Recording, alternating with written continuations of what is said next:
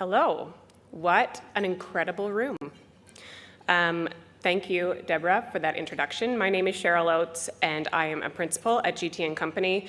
We are a boutique public affairs firm offering our clients across Canada advice on how to tell their stories to governments and regulators and connect with decision makers. And I will start just by introducing the co-founder and partner in GT & Company. My boss, Brian Topp, is sitting here at the head table. He is the T in GT & Company. Our team is some of the most experienced in Canada. We come from all political backgrounds and have worked with political advisors to the top decision makers in the country. Before joining GT & Company, I worked for the NDP. I know, you're all shocked.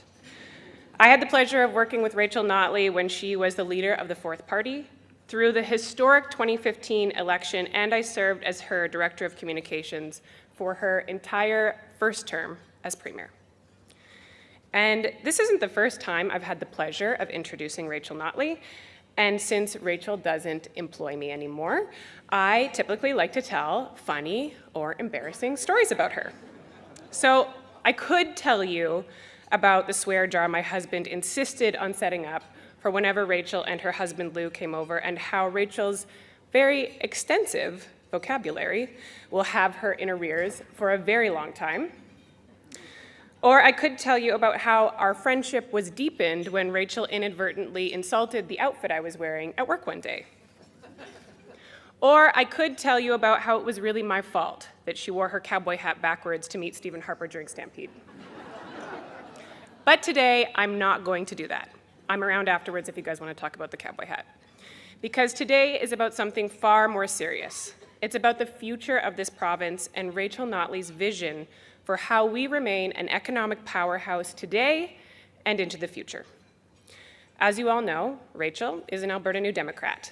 She is the daughter of an Alberta New Democrat, and her allegiance to the party and its values are unwavering. However, first and foremost, Rachel Notley is an Albertan. And she has proven time and time again that when it comes to the interests of the people and the businesses in this province, it's not about politics or partisanship. She is willing to do whatever it takes to fight for Alberta. And she's not just a talker, she walks the walk. The best example of this is her fight for the Trans Mountain Pipeline. We need a pipeline to Tidewater, and historically there has been quite a bit of opposition. As Premier, Rachel dug in and toured the country doing the hard work of changing minds. That hard work is not accomplished through snarky tweets and grandstanding. It is accomplished through real advocacy, by raising the voices of important stakeholders, by meeting with people who disagree with you, by building Alberta's reputation, and by finding a realistic path forward. Rachel pushed for that project throughout her time as Premier, and she continues to be an incredible advocate for Alberta's industry and Alberta's economy today. Thanks in large part to her efforts, TMX is scheduled to be completed next year.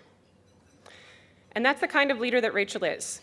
She is a stable and steady hand, a brilliant advocate, and she has a track record of getting things done. I consider Rachel a friend, a colleague, and a mentor, and I know Alberta is lucky to have her in our corner. Like all of you, I very much look forward to hearing from her today about her vision for our province's future. So please join me in welcoming the former Premier and the Leader of the Official Opposition, the Honourable Rachel Notley.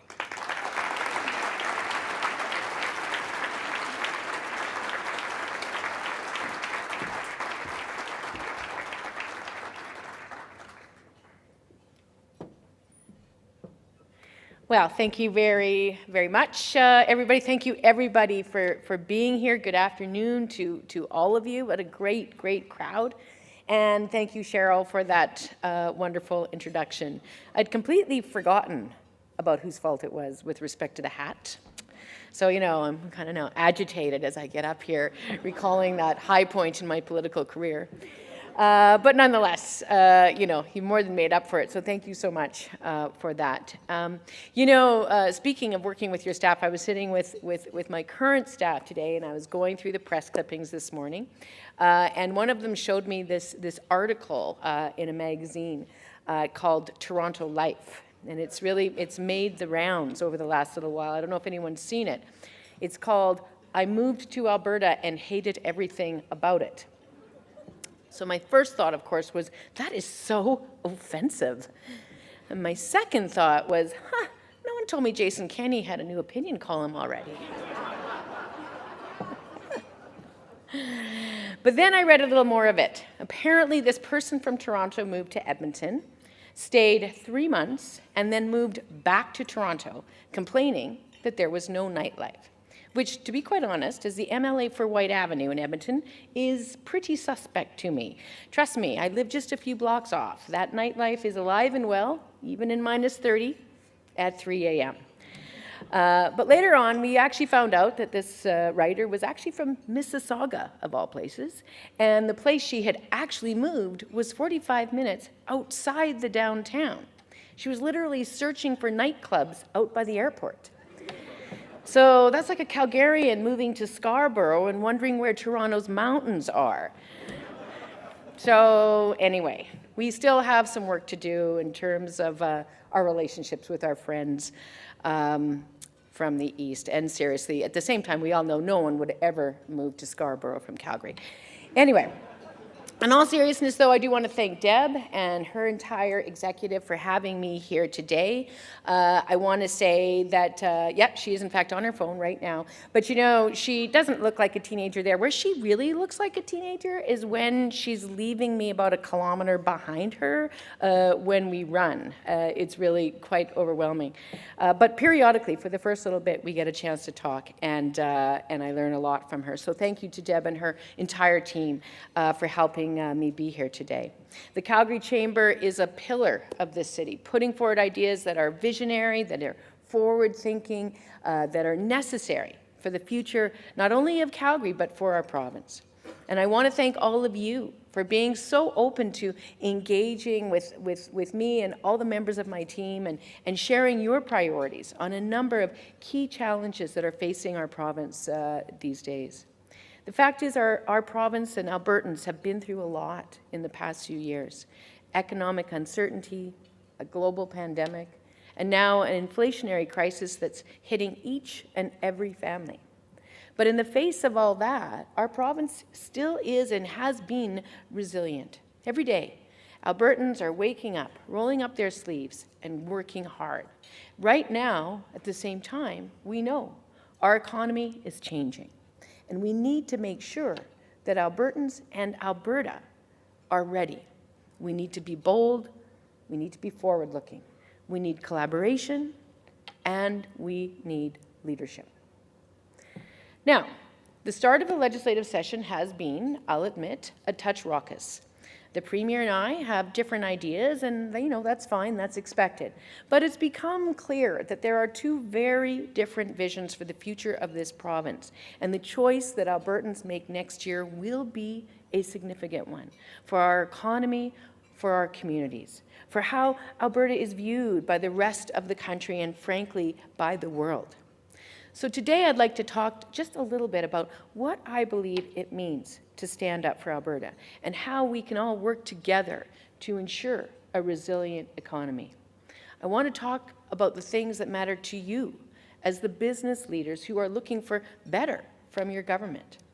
And I'll share with you my plan for attracting big investments, ensuring more business certainty, and growing new industries. And lastly, I'd like to touch just a bit on how we will train new workers, skill up our workforce, and revitalize downtown Calgary, all at the same time. So first, I'd like to begin by addressing the elephant in the legislature. Last week, our party voted against the Sovereignty Act. And I want to take a breath for a moment and dial down some of the rhetoric and just explain to all of you why that was.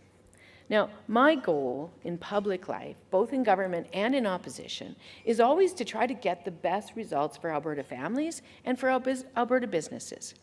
And I firmly believe that the best way to get those results is by being strategic, focused, and deliberate in how we work with each other. And that includes how we work with the federal government. So let me start with where I believe we can all agree as Albertans, all of us. Alberta does have constitutional rights and obligations and jurisdiction. We do know what's best for our energy industry. We do care about the global climate crisis, and we are taking action. And at the same time, like many of you, I too am concerned that these days it seems that Ottawa is moving on making sweeping changes to important policies on energy and emissions without Alberta truly at the table. So there are things we need from the rest of Canada. And it seems that our current leadership has given up on the idea of just going out there and getting them. You know, I took some heat this spring when I spoke against Ottawa's unrealistic climate emission targets, only later to be vindicated by the federal budget officer. And having met with the Oil Sands Pathway Alliance to net zero, I know that there's a lot of work to be done with technological game changers like CCUS. And there is a path towards achieving these targets, but they have to be reasonable. And it has to happen through us all working together. We've done it before. As Cheryl mentioned, she's talked about, and I will just a moment too, talk about getting the Trans Mountain project approved, the first new oil pipeline to Tidewater in 50 years. And like you, I can't wait to see those taps turned on next year. Looking back, it was a very complex governance environment we had many players at the table. We had industry, we had First Nations communities, we had multiple environmental groups and advocacy groups, we had the federal government, we had the courts, we had the BC government. So, I won't recap it all because I have talked about it a lot. Here's the thing. They had a toolbox, we had a wine ban, needless to say, it was a whole thing. But at the end of the day, we knew that our case was right. So we stayed at the table and we found a way to de-risk the project to the point where construction proceeded. And it wasn't particularly glamorous or crowd-pleasing work, but the result is that we will have this pipeline, the first one in 50 years. And that will mean a better price for our energy products. More jobs, more provincial revenue, more prosperity for Alberta, more prosperity for Canada. In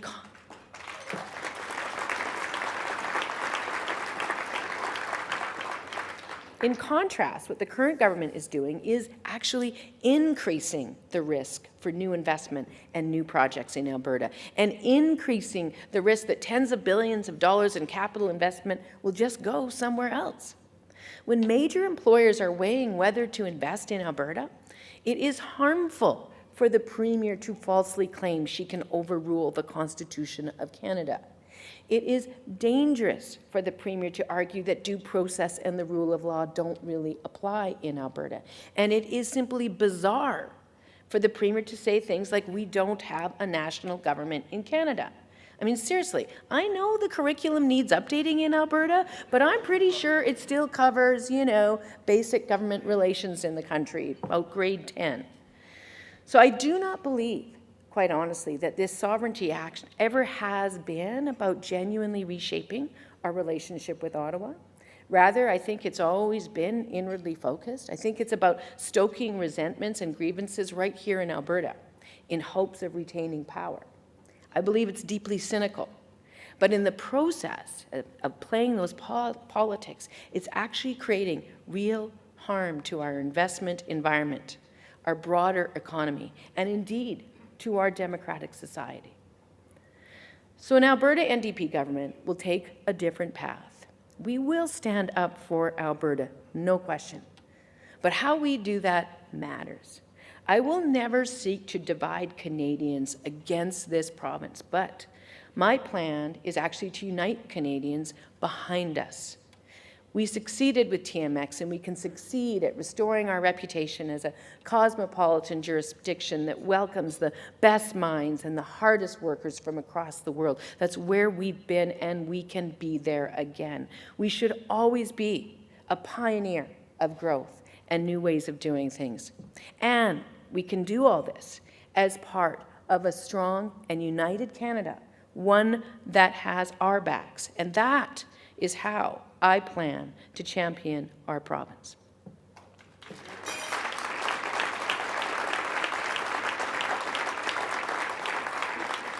And even more importantly, we will do that working with all of you, every step of the way, for business certainty, for economic growth, and for prosperity for all Albertans. Because no matter who's in charge in Ottawa, that is actually the job of Alberta's Premier, no matter what.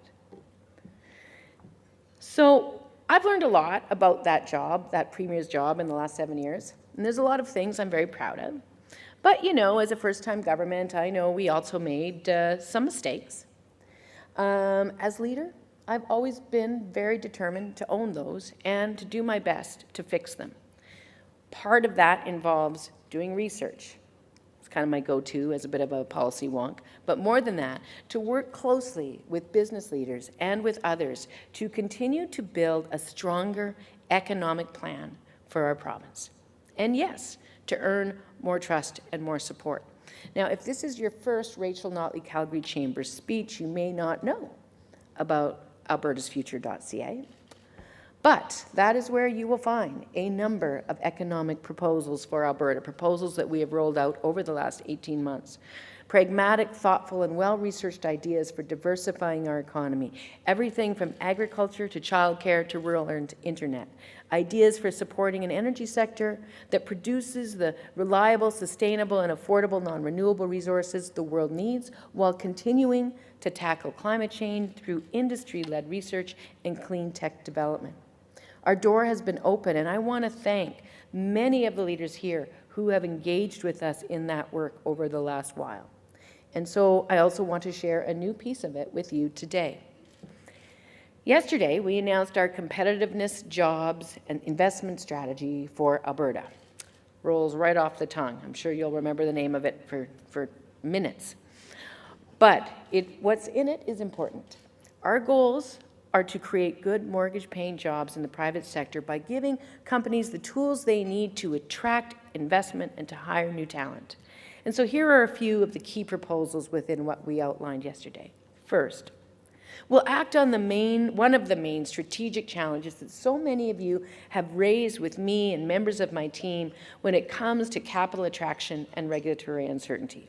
We've heard from business leaders that the long, complex, unclear, or arbitrary regulations or processes can sometimes be what kills investment. And it makes it harder for smaller companies to get projects built. And this is across every sector, from agriculture and manufacturing to oil and gas and to renewables. Any government that I lead will work very hard to speed things up.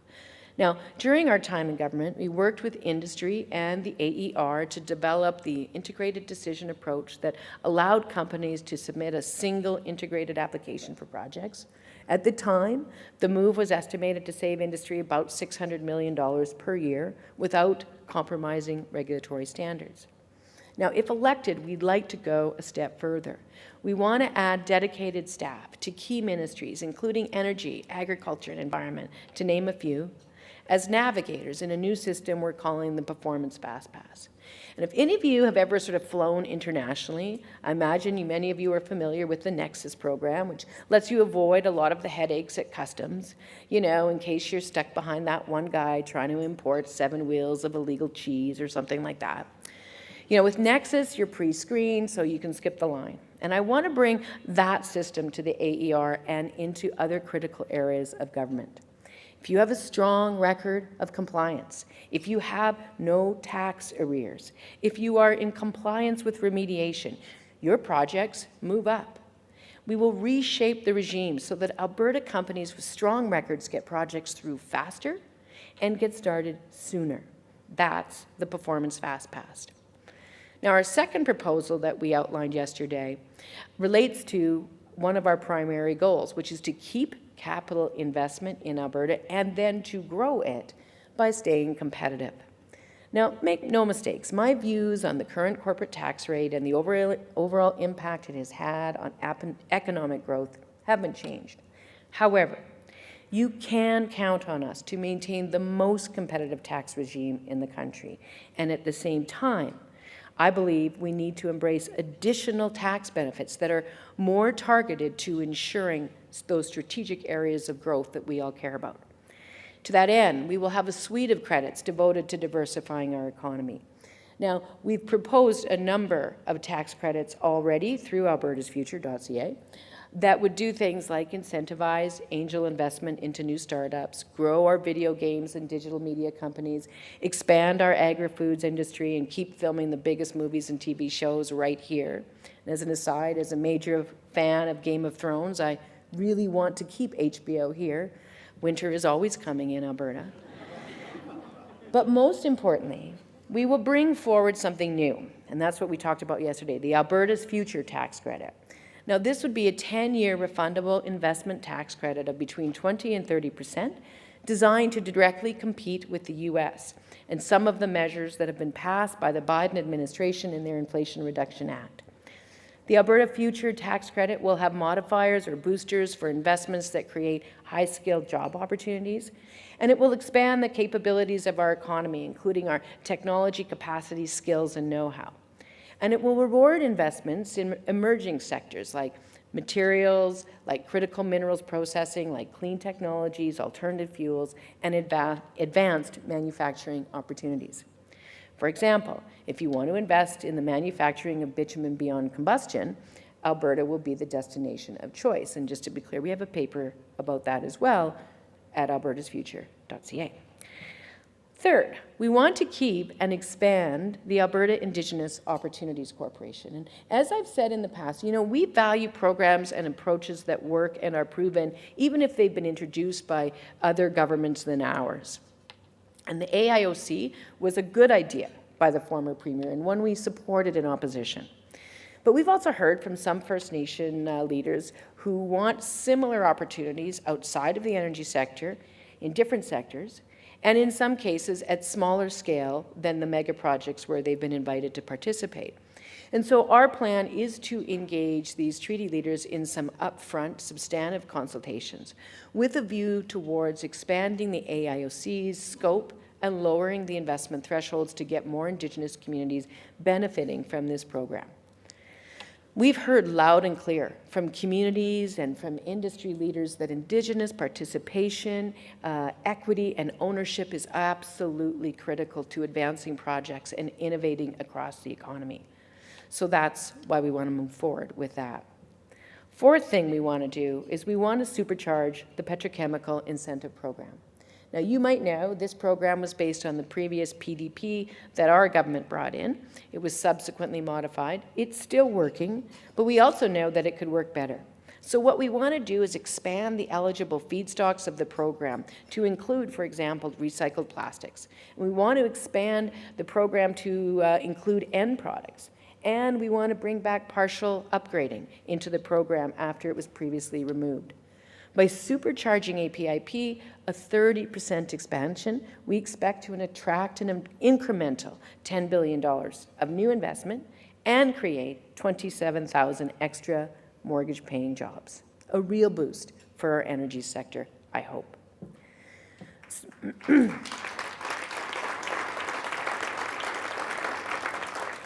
So taken all together, it is my commitment to you that we will listen to the ideas and the opportunities that are coming from the business community. We want to hear from you about what we just released yesterday and about the other papers that we've already introduced. That ongoing back and forth is so critically important to coming up with the best ideas and bringing about the highest level of success.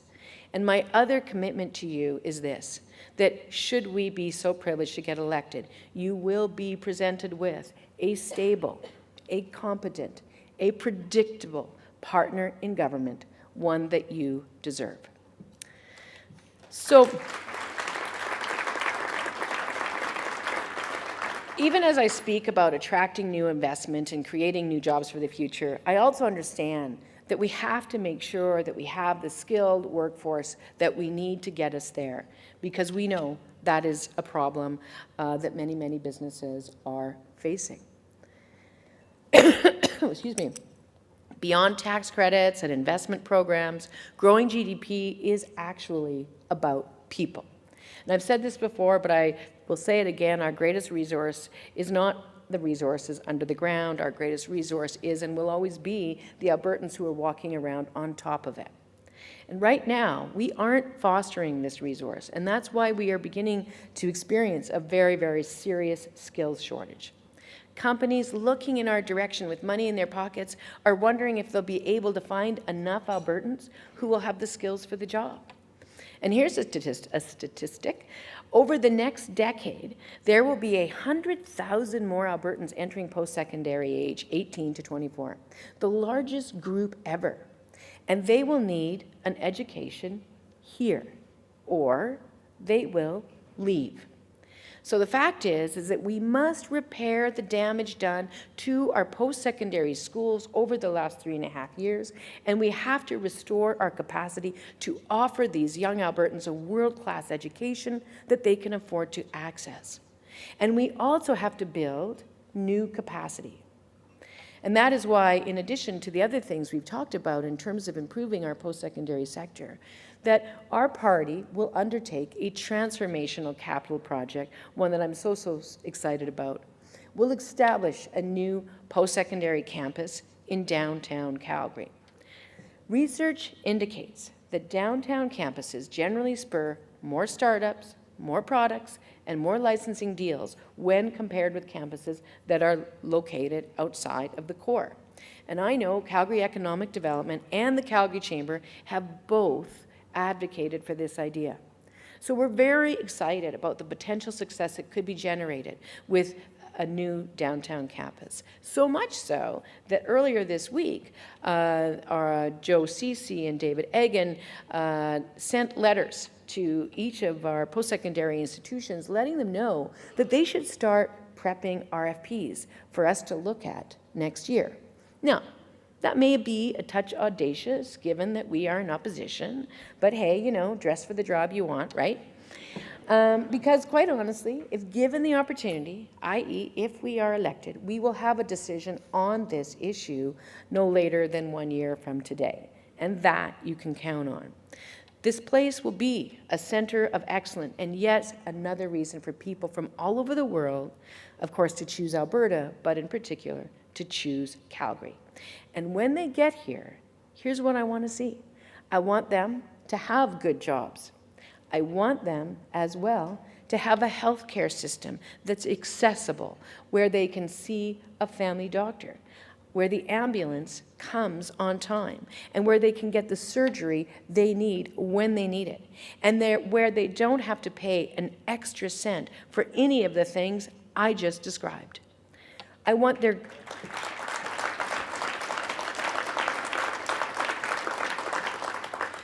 kids to have good schools with a teacher in the classroom, a normal-sized classroom, and a curriculum that makes them the leaders of tomorrow, ready to compete on the world stage. And I want them to be able to make ends meet, no matter how bad the inflation situation gets. So under our watch, Calgary will continue to be a place for everyone, because that's so critically important to attracting who we need to. One of the most dynamic, diverse, and livable cities anywhere in the world. So in closing, I just want to recognize that this may be one of my last opportunities to speak here before the next election. So allow me to pause here to speak directly to you and through you to those Albertans who are concerned about the choice that they have coming in the next election. Now, on the one hand, I know many of you are frustrated by the unstable and sometimes outlandish behavior of the current government. It's exhausting and dividing the province when we can least afford it. On the other hand, I know that many of you are looking at me and the Alberta NDP, and you're asking yourselves if we learned from our time in government and if we have what it takes to lead Alberta into the future. Those are completely fair questions. I say this: look at how far we've come. Look at our policies, and look at my team on the policies, albertasfuture.ca. But let me also talk a little bit about my team. I've assembled a group of some of the most talented Albertans, people with all kinds of backgrounds and skills.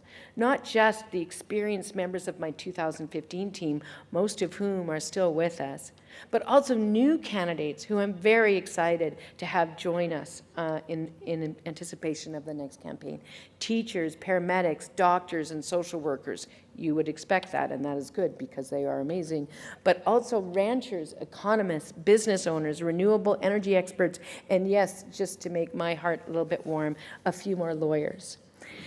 I need someone to talk to you. And we're listening. The other thing we're doing is we're listening.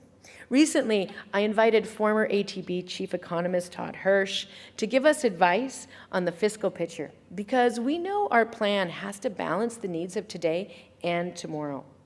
So we will work every day to listen and to learn from you, and we're doing everything we can to bring in all the information that we can on that front.